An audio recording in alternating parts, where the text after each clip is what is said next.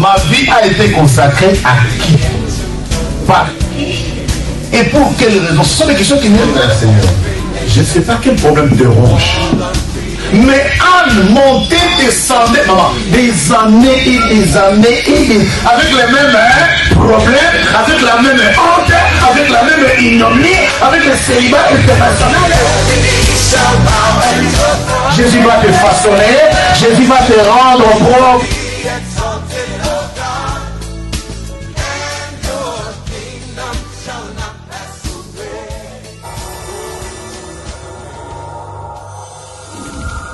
Seigneur, le puissant de Jacob, tu peux acclamer plus que ton voisin. Amen, amen et amen. Bienvenue au culte, bienvenue au Centre international évangélique de la Nouvelle Alliance. Que le Seigneur vous bénisse. Merci de prendre gentiment place pour que ce culte de joie soit un culte de souvenirs. Dis bonjour à ton voisin, demande-lui comment ça va. Bonjour voisin. Bonjour voisin, comment ça va? Bonjour maman Ruffin, comment vas-tu?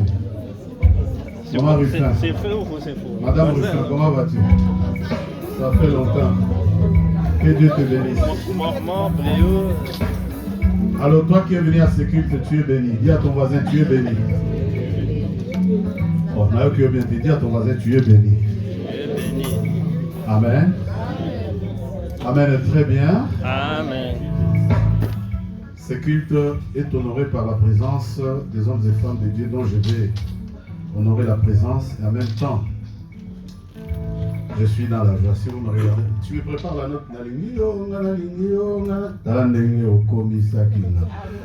Amen. Hein? Parce qu'il y a des choses que Dieu fait, on ne peut pas s'en passer, n'est-ce pas? Amen. Alors moi je vais danser pour un enfant. Mais avant de danser pour un enfant, je voulais saluer, en fait, vous savez, dans le monde, la Bible dit, il faut honorer les autorités, n'est-ce pas? Amen. Cette dame-là, c'est ma fille. Elle est simple, elle est ordinaire. Si on ne te dit pas qui elle est, tu ne vas pas le savoir. Mais moi qui connais qui elle est, je sais qui elle est. Amen, hein? Amen. Alors, je peux commencer ce culte qui, avant d'entrer dans d'autres sujets de joie, je ne continuerai ce culte qu'après avoir donné la parole à une dame, à une de mes filles. Vous savez que je voyage beaucoup, mais quand je voyage, j'ai des naissances qui sont des naissances spontanées et qui sont des césariennes. Des fois, ce ne sont pas des naissances douces, n'est-ce pas? Amen. Alors, elle, c'est une naissance douce. Dis naissance douce. Ou bien, t'es le bas naissance douce. C'est quoi ton problème? Alléluia. Dis, c'est quoi ton problème? Alors, je vais vous présenter une dame, elle va nous apporter pendant une dizaine de minutes, 5 minutes. Elle veut 2 minutes. Son mari a demandé 10 minutes. Moi, je voulais que ça soit 5, elle veut 2. Sous vos acclamations, recevez d'abord Madame Makoka.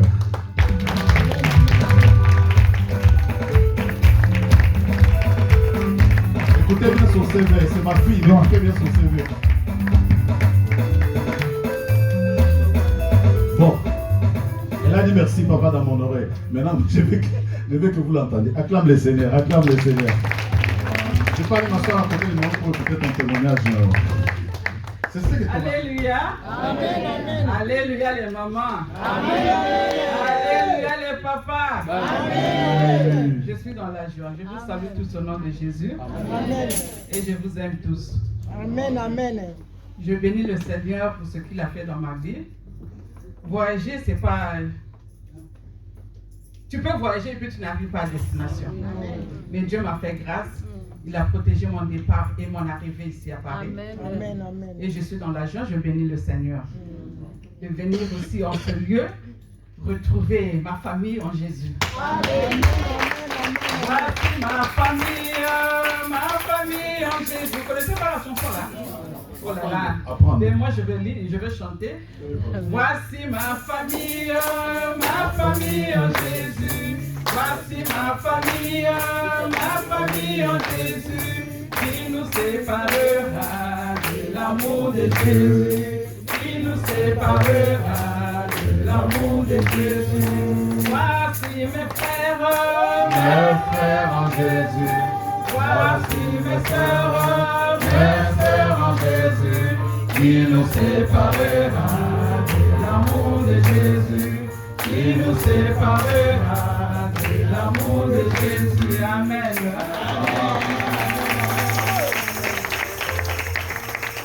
Comme papa l'a dit, je suis Madame Makoka. Alors, mon témoignage il est grand, il fallait que je vienne avec mon mari témoigner et puis vous allez comprendre. Mais, car cela me tient, je suis Madame Makoka, on s'est mariés il y a bientôt 5 ans de cela. Amen, amen. D'abord, je suis née d'une famille chrétienne. Nous sommes 10 dans la famille. On était 10, 5 garçons, 5 filles. Donc moi j'étais la première fille, mais l'aîné c'est un garçon. Donc les 5 filles, l'aîné c'est moi. Les garçons sont aussi 5. Mais tous les enfants ne sont pas mariés. Personne n'est marié. Tu peux faire tes enfants, mais on ne vient pas te marier. Donc c'est seulement nous qui refusons des hommes. Quand tu as un homme comme ça, tu fais des enfants et puis tu le quittes. Tu fais un enfant, tu le quittes. Tu fais un enfant, tu le quittes. Bon, mon témoignage, parce que ça sera court. J'étais mariée à un colonel à Brazzaville. Nous avons fait 4 enfants. Et avant d'abord de faire ces enfants-là avec le colonel-là, quand j'étais jeune, j'ai fait un garçon qui a aujourd'hui 45 ans. Parce que j'avais 15 ans. Aujourd'hui, là, le garçon a 45 ans, il est au Canada. La deuxième, je l'ai faite, j'avais 20 ans. Aujourd'hui, là, elle a 40 ans. Amen, amen. Et je me suis mariée avec le colonel. On a fait 4 enfants. Donc 6. Mais avant de faire ces enfants-là, quand j'étais jeune, quand je tombais enceinte, en fait, quand j'étais jeune, mon père, il était très jaloux de moi. Il était vraiment jaloux. Il ne voulait pas que je tombe en grossesse. Et moi, quand je suis tombée en grossesse, j'ai gardé la grossesse de 15 ans là. Et quand j'ai accouché, mon papa n'était pas d'accord. Après, il m'avait maudit. Donc, je ne sais pas ce qu'il avait. C'est maintenant que j'ai compris que c'est mon papa qui faisait ça. Donc, quand je tombe en grossesse, je sors avec un homme qui doit m'enceinte. Je tombe enceinte. Je dois enlever cette grossesse-là. Et pour enlever ça, je dois attendre 6 mois. Quand j'attends 6 mois, c'est là où je commence à chercher des moyens pour évacuer cette grossesse-là. La première fois, l'enfant, la grossesse était déjà de 6 mois. L'enfant est sorti. J'ai pris l'enfant là, j'ai mis dans le sachet et j'ai mis sous le lit. J'attendais le soir pour aller jeter dans la rivière Malouko. Après, la journée, quand ma mère m'avait dit, oh, mais l'enfant là, elle a changé, qu'est-ce qui ne va pas?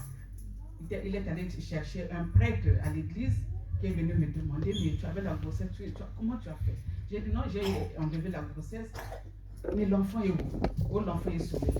Ils ont tiré le sachet qui était sous le lit, c'est moi, et puis ils l'ont plus tard. Et comment il y a habitude côté Nanga. Donc ils allaient faire sacrifice au papa Nanga à Salaki, parce que na botaki déjà moi et lui il voulait pas que je fasse des enfants.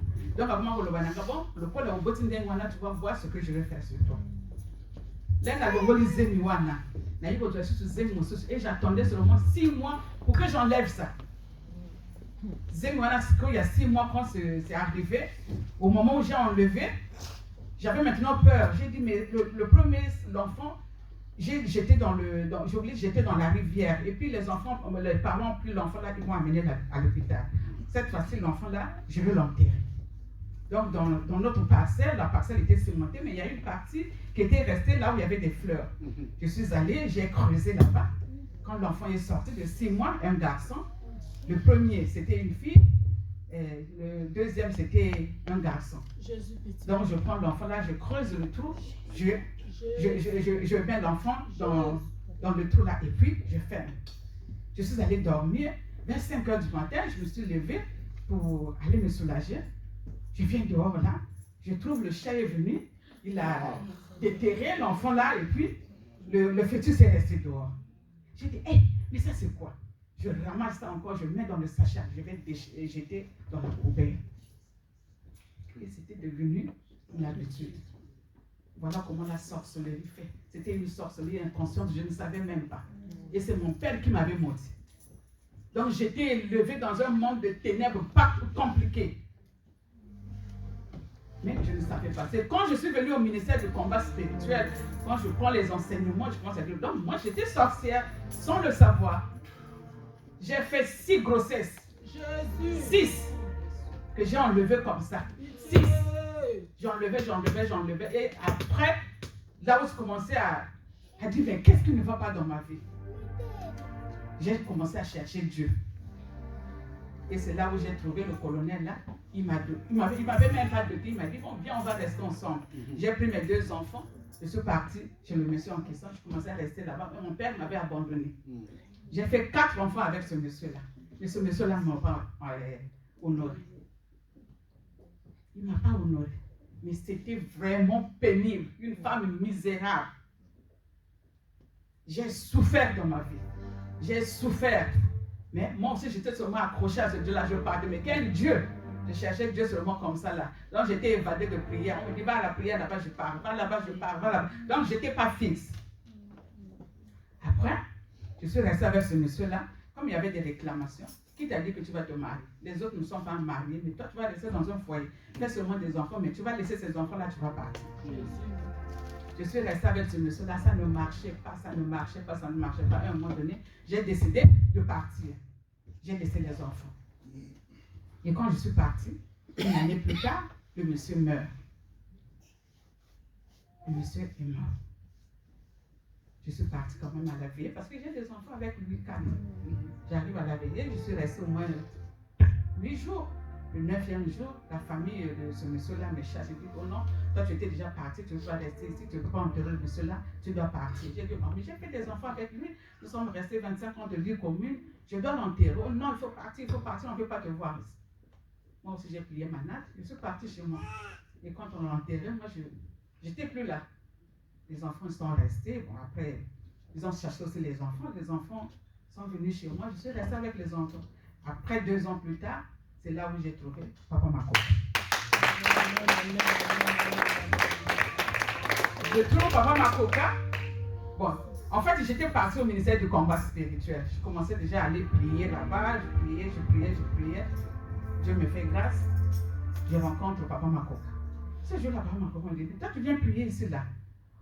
Enfin, je le connaissais d'abord parce que là où je travaillais, lui, il venait là-bas. Donc, il me voyait. Mais quand il m'a vu, il dit, est-ce que c'est cette femme-là?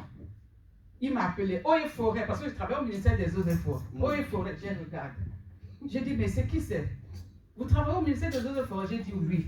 Oh, mais tu te rappelles plus de moi, c'est M. Makoka. J'ai dit, ah, M. Makoka, mais tu as vieilli, tu n'es plus beau comme tu étais avant.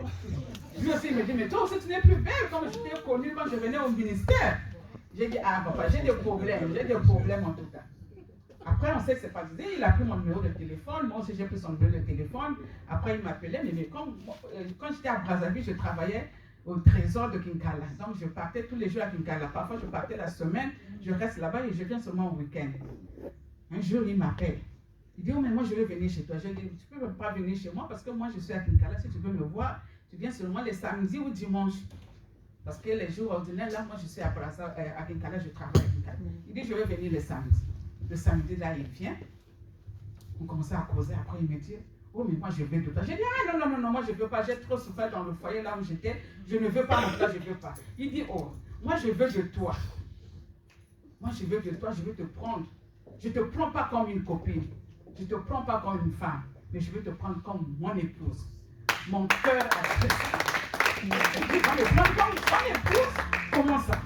Il dit, moi, je veux te prendre comme mon épouse, je vais te marier, je vais te mettre l'alliance, tout ça. J'ai dit, ah, laisse-moi te dire. Il dit, hey, moi, je vais te prendre. Après, on commençait à se communiquer, après, tu sais, marié officiellement. Amen. Donc, je donne la foi à une maman ici, là. Moi, je me suis mariée à 57 ans. Wow! 57 ans. Le monsieur qui est resté avec moi, qui a fait des enfants avec moi, il ne m'a pas épousé. Il ne m'a pas mis l'alliance. Mais celui qui est venu après là, C'est lui qui m'a mis à la Et à quel âge? À 57 ans. Donc je fortifie une maman en ce lieu. S'il y a une maman qui est ici là, qui dit qu'il ne va plus se marier, tu vas te marier au nom de Jésus. Si tu avais dit que tu vas te marier, tu vas te marier, la promesse va s'accomplir. Au nom de Jésus, vous allez vous marier. À 57 ans, moi je me suis mariée avec papa Makoka, on ne va pas faire des enfants. Lui il a des enfants, il a 5 enfants. Moi j'ai 6. En ce net moment, on a 11. Amen, amen. On a 11. Donc, s'il y a une maman qui est ici là qui dit que moi je ne veux plus me marier, tu vas te marier. Au nom de Jésus, tu vas te marier. Amen, amen, Je laisse seulement consulter une maman. Le prochain mois, peut-être on va ton mari, on viendra ici et le témoignage sera plus détaillé.